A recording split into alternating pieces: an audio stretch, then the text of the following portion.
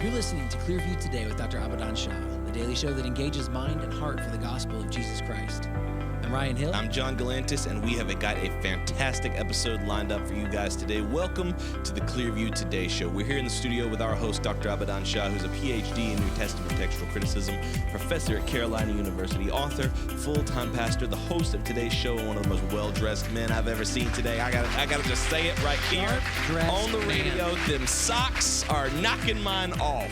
The socks Isn't that good? Dr. Shah, your socks are awesome. So are yours and yours. Mine are too. Uh-oh. Yeah. Look at that. How did that happen? Look at that, We're Clearview rocking Today the socks. viewers. We are rocking socks today. So, For the benefit of those who do not know, these are Clearview logo socks. That's right. And they are awesome. So come and get them. Come get them They are quick. fantastic. So- They're going fast. I love a pair of kind of some funky design socks. Love them. And what better thing to do than to rep your church family? They are Love it. classy. These are some classy socks. And I got to tell you this too. Typically, when you get custom-made socks, they fall apart. Yeah. They're not sturdy. But these are nice, sturdy. actually. These They're are nice. comfortable. Good quality. They're warm. Man, they are warm as a pudding. That's what my mom used to say. I know. Did you ever say that? No, I never did. I would never hear I that don't until remember you your said mom it. saying that, Well, but I'm she's- sure she did when you were she's little. never. She would have no reason to say it here. Warm as a pudding, it's comfortably warm. Right. Yeah. Okay. Yeah. And I asked her one time. I said, "Why do you say that?" She said, "Because on the old days, the old lady, they used to bake puddings." Yeah, pudding used to be baked. I didn't know that. Yeah. We think of like the little pudding cups now. But Snack pack, Used to bake pudding. Disgusting. Yeah. So can they come get some? What is it? Some figgy pudding. Some Some figgy figgy pudding. I Figgy wouldn't give pudding that would to have been baked. nobody. No, Yeah. I wouldn't give that to a dog. The verse of the day today is coming from Isaiah chapter 45, verses 4 and 5.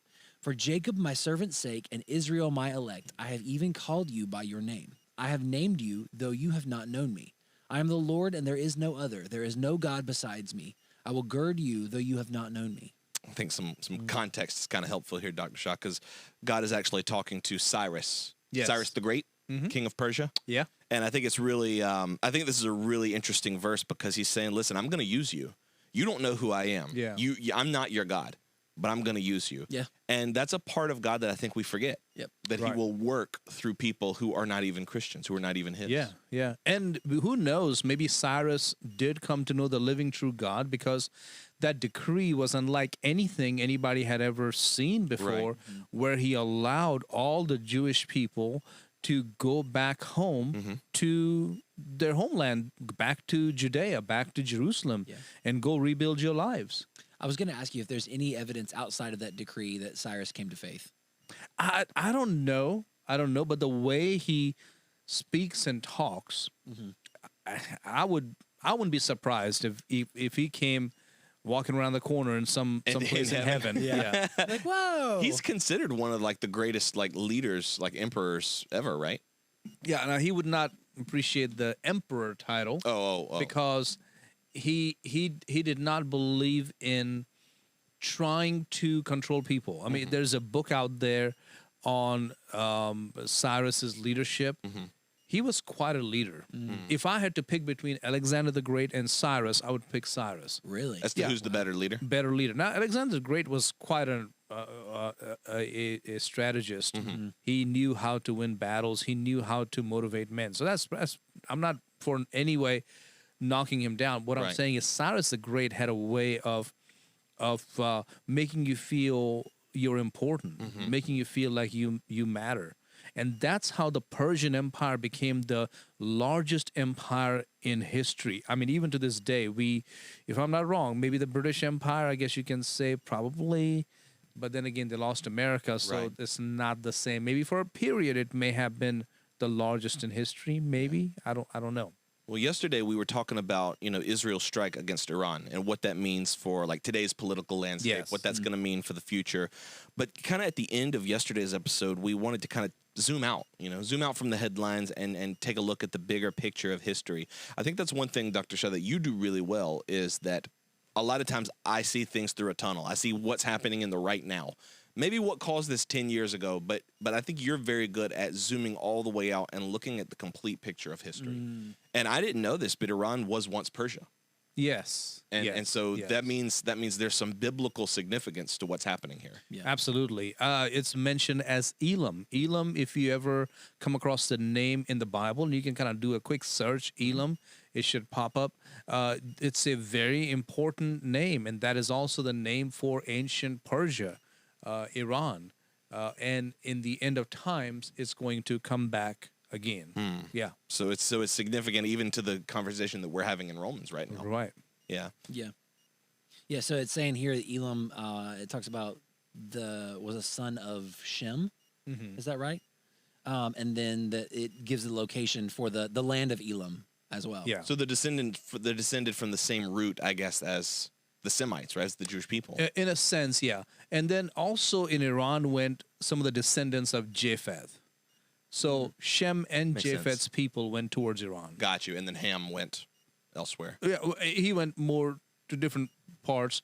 But sometimes people misunderstand. I don't want to get on a tangent over here. It's almost like Japheth's people would be white, Shem's would be brown, and Ham's would be black. And that's not accurate. That's the oversimplification to make Yeah. sure you don't have to think too hard about it. Right, and that's not how it went. If you were to time travel and see Noah and his 3 sons getting into the ark, you will not see Noah and his wife, and then these 3 young men with their wives. One is black, one is white, one is brown. It's not, that if doesn't that make were the any case, sense.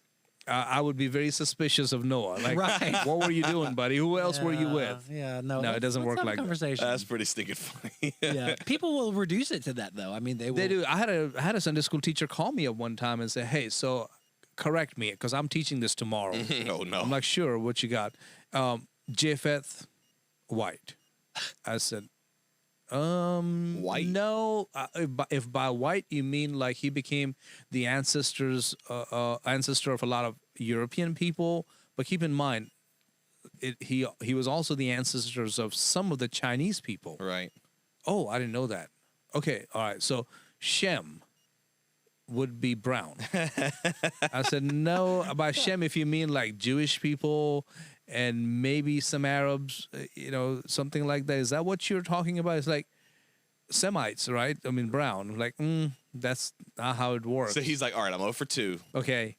But Shem, Ham, Japheth, Ham, all black people, This right? one's got to be right. Got to be Like, right. no, that's not how it was. They're not crayons, people. Like, you don't just line them up one right after the other. Those colors came about down the line. Right. Where certain groups migrated certain places, isolated, and certain genetic proclivities were sort of emphasized and re-emphasized. I mean, when you do that for hundreds of years, certain things, certain characteristics stand out. Yeah, There's and then going to those be a patterns, color that kind of comes to the surface. and then you start to notice those patterns, right? Like the further north you go, the lighter skinned people will be. Right. And it's got nothing to do with evolution, okay? I've been in America for 30 years. I'm not getting any whiter. Right. Okay.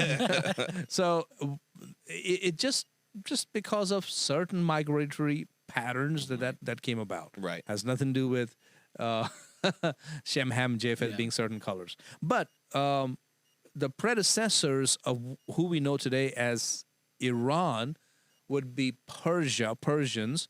But again, there has been so much intermingling that has happened. If you just directly open up the book of Genesis and say, there you go, with Shem came Elam, there you go, it's done, end of story. No. What do you do with Alexander the Great, who also traveled towards Persia? Because he was sick and tired by Persians always coming towards the west and trying to conquer Greece, right? I mean, that's what Thermopylae is all about. That's what 300 is all about. So he was like, okay, I'm going to once and for all make everybody Greek.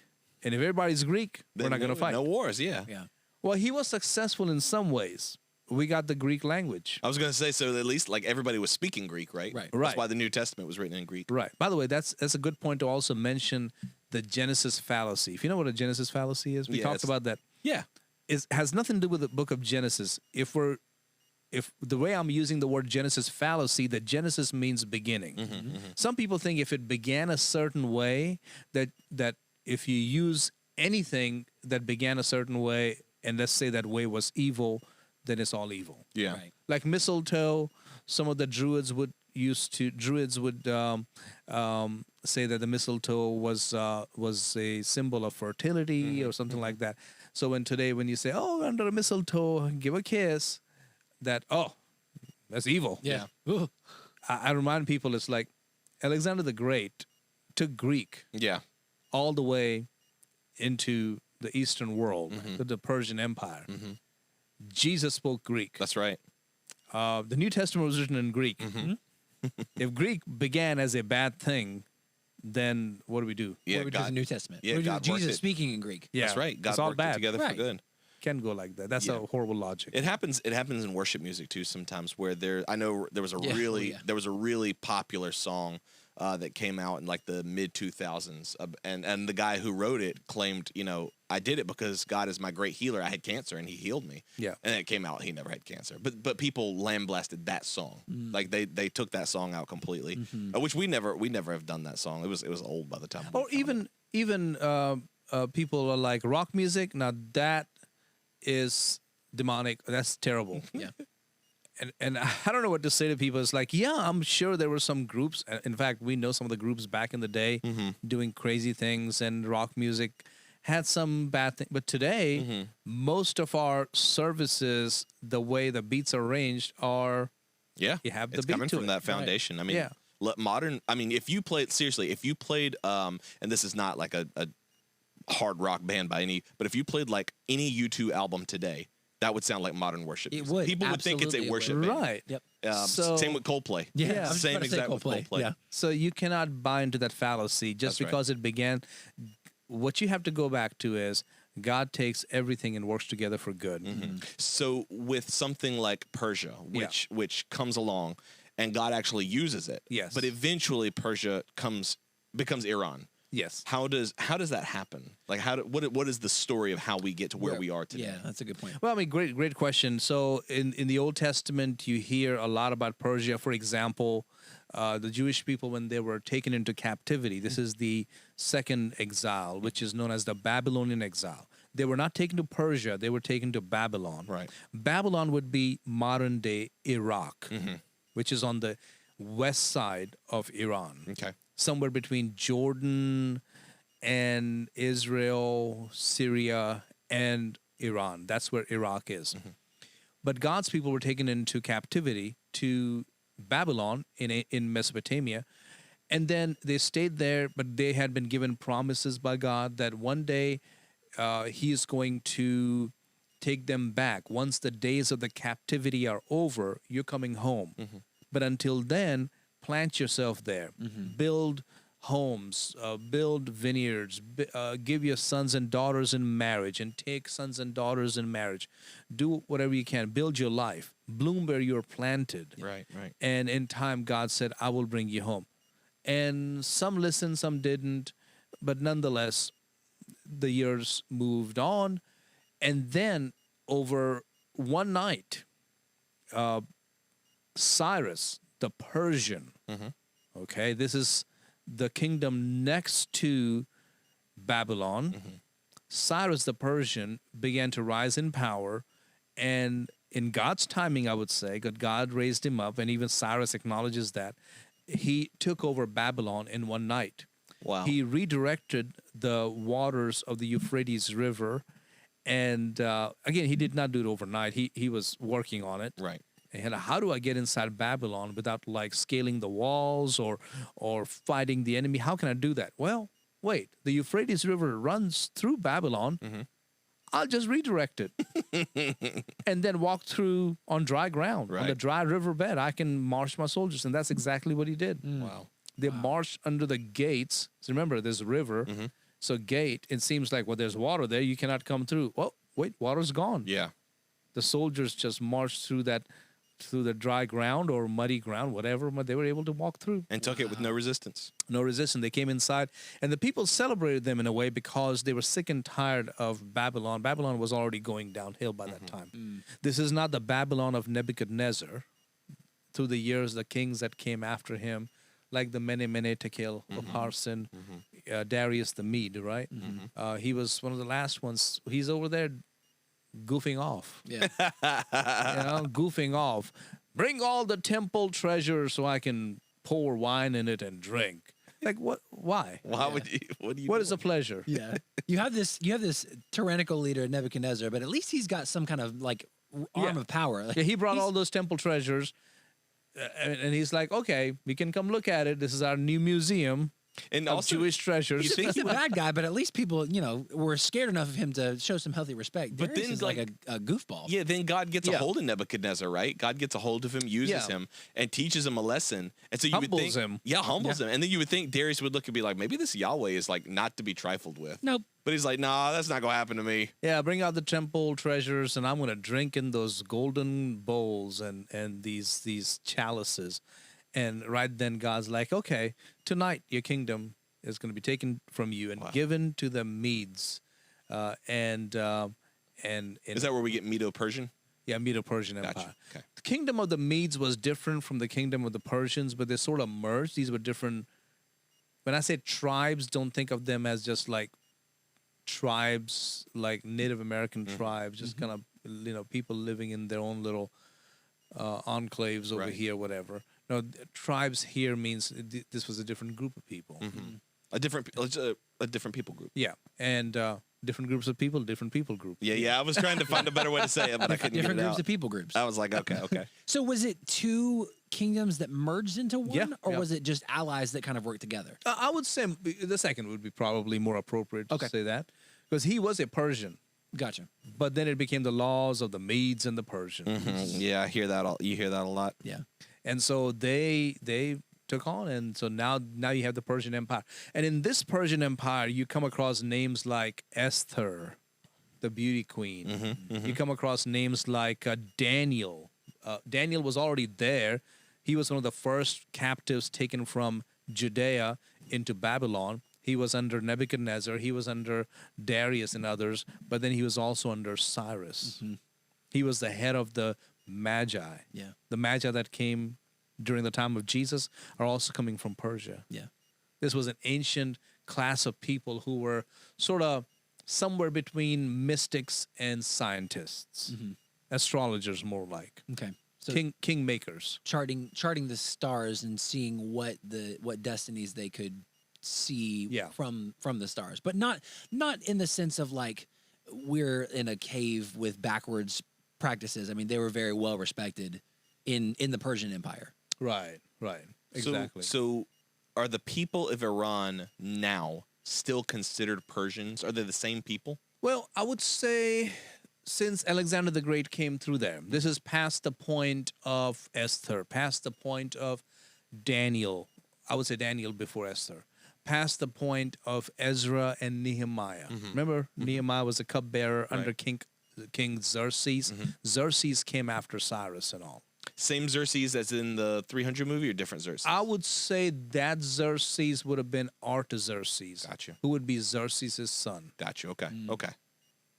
And I don't think Xerxes came immediately after Cyrus. I think there were a couple of the kings in between, but nonetheless, then Alexander the Great marched against Persia because sick and tired of Persian invasions, and a lot of Greeks and some of the people in between, they also moved along and settled in these places. They settled in Babylon. They settled in Persia. And they became part of that culture. So how can we then say Iranians are the old ancient Persian? Maybe, yes, I would say probably mostly. But then you also have this Greek influence. Yeah. There is some mixing happening. Oh, absolutely. For example, the Jewish people had to fight against Antiochus Epiphanes. Antiochus Epiphanes was a Greek from Persia. He was the head of the Persian Empire, but really He was the Greek. You can call it the Greco-Persian Empire. And he wanted to spread Hellenism among the Jewish people. And so he comes against Israel at the time. This is during the time of the Maccabees and all of that. And he wants to spread Hellenism because he's sick and tired of these Jewish people holding on to their ancient traditions. And, he tried to sacrifice a pig on the altar in the Right. temple and all that stuff. That's the desolation that brings about. Yeah, desolation of abomination of desolation. Okay. And that's at Antiochus Epiphanes. Mm-hmm. Claims to be God. I mean, he is Greek, Yeah. Wow. but from Persia. And so that should tell you that, yes, in a sense, they are the ancient people, but at the same time, there's been a lot of migrations in and out that have happened. So if they're, but one of the things that Persia was known for was being like, hey, we're going to let you do your own thing. Great question, yeah. But why all of these different invasions? It seems like they want to invade, but then tell the people, do your own thing. Everyone wants to bring peace somehow, but peace on their own terms. So if we are the ones ruling, we can ensure that there is peace without necessarily micromanaging, but we're going to be the arbiters of that peace. Yeah. So that Persia, makes so sense. Persia is not like, hey, live and let live. You're going to live under our rule. You just don't have to be Persian if you don't want to. Is basically what it is. You don't have to be. You don't have to be Persian in culture. Yeah, you can keep your religion, you can keep your gods. That was new. That's one reason why Cyrus sent the Jewish people back to Jerusalem and said, go rebuild your lives. And then later on allowed them to go back and build the temple. Yeah. That's fine. You want to build the walls around the city of Jerusalem? You know, we see another Persian king, and Nehemiah, the cupbearer, says, you know, I need to go do that. So, okay, go. What do you need? What do you need? So they were okay with that. They gave you autonomy. But at the end of the day, you're still subject to the Persian rule. Gotcha. As in, you follow Persian laws, you pay Persian tribute, stuff like that. You pay tribute. Oh yeah. Laws, you can have your own little laws and whatever you want to do, but you have to pay the tribute. So you're paying the Persian Empire. Right, absolutely. You have to send in the tribute. Yeah. And the problem was, especially with the Jewish people, because they ultimately were like, no, we're loyal to God, to the living God. We're not going to be loyal to you. And that really did not help. But they went along with it. It was okay. And then Antiochus Epiphanes, who was also now a Greek from Persia, he sort of reversed that trend, because Greeks came to spread freedom, ended up causing abomination of desolation. How interesting is history? Yeah, I know. Yeah. There was a question that I was just asked from our engineer, and the question is, How does America? How's America differ? America differ from in freedom? Well, big difference. When America goes to other countries, it's not to take over, it's to set them free. Nobody goes over there and says, now you will swear allegiance to the President of the United States. Right. Like back in 2003, America established democracy in Iraq. But Right. they don't have to pay the American government in order to do their thing. In fact, we lost a lot of money there. Yeah. Yeah, and even there, I don't know how successful we were in establishing democracy. I would say still the people were given a chance to be free. Right. And those who disagree with that, think about all the people who suffered under Saddam Hussein. Yeah, that's true. So, in a sense, they were given a chance to freedom. Yeah. You said this before, though. I mean, we have a burden, in a sense, as the superpower of the world to go and liberate those who are being oppressed and step in and support our allies where need be. We talked about this in the previous episode where, like, why America? Why is it our problem then that Israel and Iran are in this conflict? Well, yes, we're allies with Israel, but also we have the means to step in and ensure that peace. But we're not then going and saying, okay, now you're an American. Right. We have liberated you, but now you are under our rule. No, we've liberated you because we believe in freedom. Right. And yeah, we do want to bring some good values there, some freedom, and that's okay to do.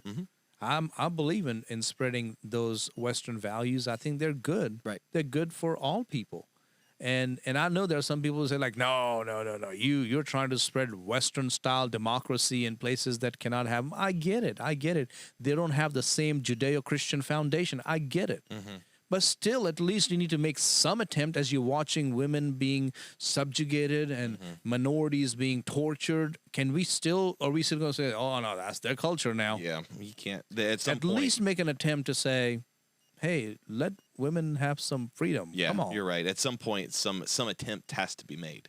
At least some starting point has to happen. I do find it a little bit funny that people have a problem with us imposing Western values when those values are based on Judeo-Christian principles that began in the Middle East. Yeah, no, that's So that it's just interesting to see how It is funny. if we connect those dots. Really, what you have a problem with? Anyway, I just thought it was funny. It is funny, and I feel for the Persian people, whether whatever their DNA is, whether it's the original Persians and the Medes, or with some Greek mixed in, or the Turks also came down through Persia, through ancient Iran and moved into Turkey or whatever the intermingling has been.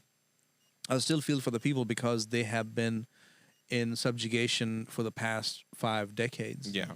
And they need that freedom. We got about 5 minutes left on the show, but you said something yesterday that I thought would be a good way to close it out, because you said that their story's not over. Yeah. They're going to be still relevant in the end times. Right. Yeah. I mean, they were there on the day of Pentecost. Of course, these were Jewish people from Persia, the people who did not go home after Xerxes set them free. But on the day of Pentecost, in Acts chapter 2, it says, devout men from every nation under heaven, Parthians, Medes, Elamites, and residents of Mesopotamia.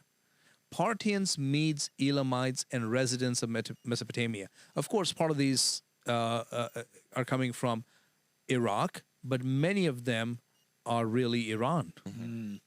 They were there on the day of Pentecost. These were Jewish background people living in parts of Iraq and most of Iran who were there on the day of Pentecost, and they took the gospel back with them. Wow. So the gospel got to Iran in somewhere I would say 33 to 35 AD. That's incredible. Wow. That's crazy, isn't it? It is. It really is. And then in the end of times, you're going to see the gospel again. It talks about in, I believe, in Jeremiah 49:39, it says the Lord will restore the fortunes of Elam.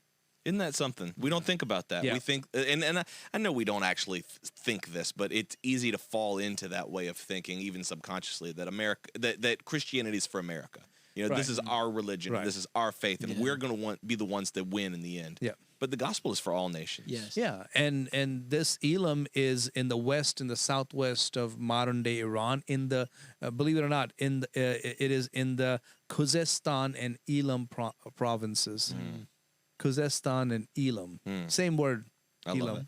I love it. Well, later in the future, because we've got some conversations we've been having behind the scenes, particularly with people that we've met at NRB and partners that we've talked about bringing not only this show, but just the gospel message to the East. Yeah. There's television networks in the East, in Pakistan and India, and hopefully that'll be expanding even more soon.